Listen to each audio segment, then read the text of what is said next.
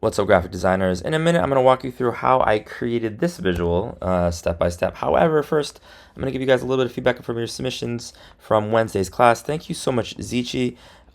She put her name and money. This looks good. Christian, well done. Naz, good start. Lindina, I like where you're taking this. Ernest, I love how he wants to have a frame. He's got that sort of skyline in the background, the galoche. But we're going to think about what other element we can include. Shout out to Areed. This is a good start. Thank you so much. Maya, you got to put your name in the file name. Thank you so much, Areed. There's lots of details. And Anne-Marie, this is all we have from your submissions as a class from Wednesday. So, ladies and gentlemen, please make sure you submit your work. Today, what you're going to do is you're going to be saving as first name, money, Thursday. So, let's talk about how I'm about to create this visual.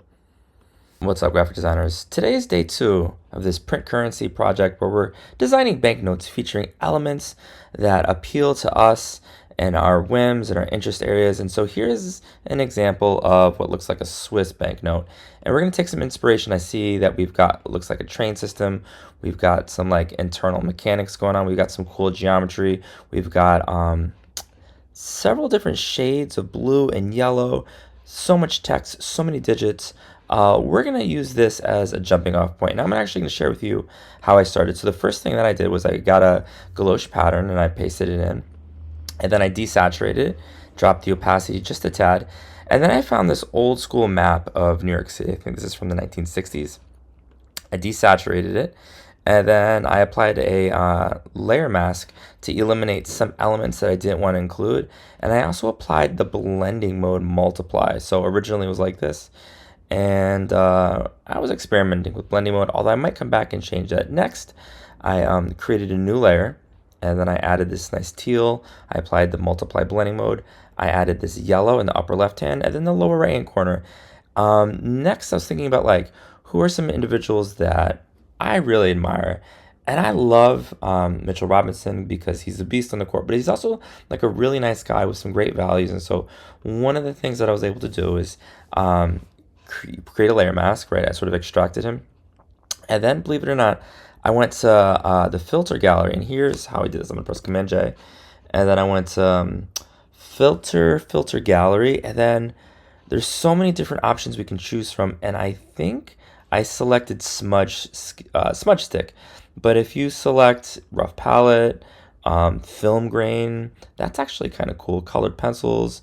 This is also interesting. It takes a while to process because there's a lot going on. So many options to choose from, but I'm going to go with this original one that I had.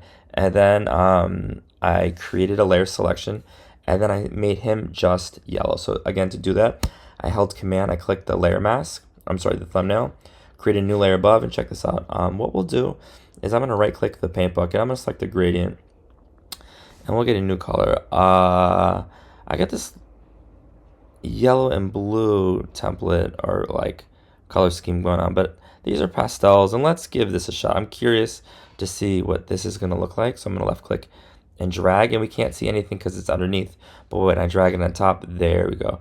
I don't know how I feel about that. So a lot of this project is just experimenting. I'm not mad at that, but you know, I don't love this color, so I'm gonna hide that layer. Again, I'm gonna hold Command, I'm gonna click the thumbnail, new layer above. We're gonna do the gradient, and right now I got the radial gradient. I'm gonna switch over to linear, and let's grab maybe a different color. So those are pastels. Let's give this one a shot. I'm sort of just experimenting, and you know what? Let's actually go the opposite way. I'm curious. Let's see what this looks like. I actually think this is kind of cool, guys. I'm really not mad at that. And so this is good for like a day 1 component of this project. What else do we need to include? The denomination. I need to include lots of texts. You're going to include other elements. And so let's say, for example, we need to include MSG from Sky. So I want to include Madison Square Garden. And this is not pulling up what I'm looking for. So I'm going to type in Madison Square Garden from Sky. We want an aerial view. And this looks cool. This takes a little bit of research. I'm just going to grab this one. We're going to right click. We're going to copy image. We're going to return to Photoshop and press Command V. And then I'm gonna do a quick selection, and let's see how this works out. I'm making a selection. This is not amazing, but I'm gonna click a layer mask anyway, and I'm gonna press B, press X. So I'm gonna reveal these elements right here. I'm gonna press X to eliminate this element right here. This is not gonna be amazing, but what I also know is if I press Command J, Command Shift U, Command L, this is not, you guys, this is not what I'm looking for. But if we press, okay, I'm gonna Command click this. In this case, the layer mask itself. New layer, we'll get a different color this time. You know what? Let's grab another gradient. So many gradients to choose from. So many color schemes, and let's see what we can find. Let's see how this looks. This is probably gonna look silly. Yeah, I'm not loving this. V, hold shift, plus, plus, plus. And we're gonna cycle through until we find something that appeals to us. I don't love this, but what I'm gonna do is hold shift, and I'm gonna click down 2 layers. So now I've got all these layers selected. I got that gradient top layer, as well as MSG. And I'm gonna drag this down to the corner.